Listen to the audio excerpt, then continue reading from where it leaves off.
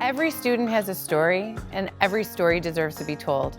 Our education system is evolving, and it's up to us to lead the change. I'd love to tell you about a young lady and how the virtual school saved her life. She had severe anxiety disorder. She was really struggling in school, being bullied, picked on, really struggling with anxiety, self-esteem. And I talked to him about virtual schooling. And he looked into it. He and his wife immediately enrolled her in a virtual school the next day. The young lady has since graduated last year. She is now attending college to be a teacher. She wants to be a virtual school teacher because of the difference that it made in her life.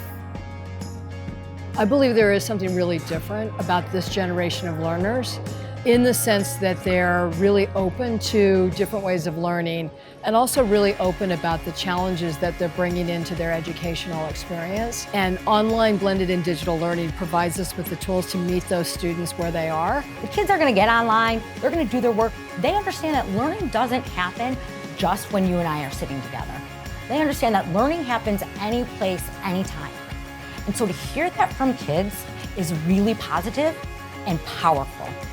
Everybody now is interested in digital learning. We've spent decades measuring how schools perform, and digital learning is going to really allow us to start measuring how kids perform.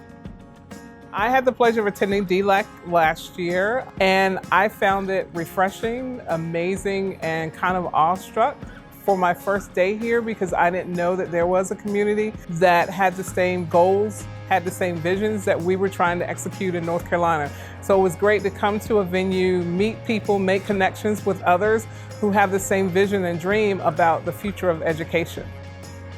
So a lot of people ask us, you're a virtual school, so why do you attend these conferences in person? Well, the opportunities to network, to see people who are doing very similar things or very different things in the same field. It's very hard to do all of that in a virtual opportunity. As a supplemental school, we tend to see one side, but this opportunity to come together really gives us a chance to see a variety of schools and a variety of programs.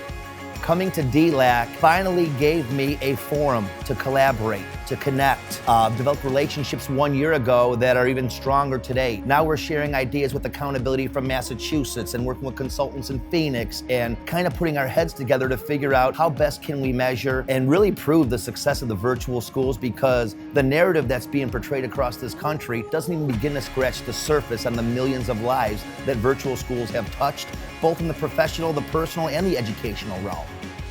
So thinking about change in 3 different compartments. Compartment number 1 is who wants change to occur, and oftentimes in that room or space, everyone's hand is up because they want to see the change happen. But then we go to the second tier, which is who wants to change? Who is the individual who wants to be the transformation that needs to happen in order to see the change occur? All the hands go down most often in that scenario. And then third, the last tier is who wants to lead the change, and this is when oftentimes we see the room empties. We don't have a lot of people who are stepping up to the plate to say, it's gonna be on me, I'll take the burden for leading that change.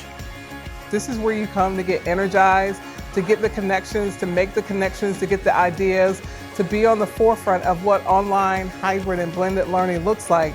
This is the place to be on that cutting edge of changing education and making it move into that 21st century.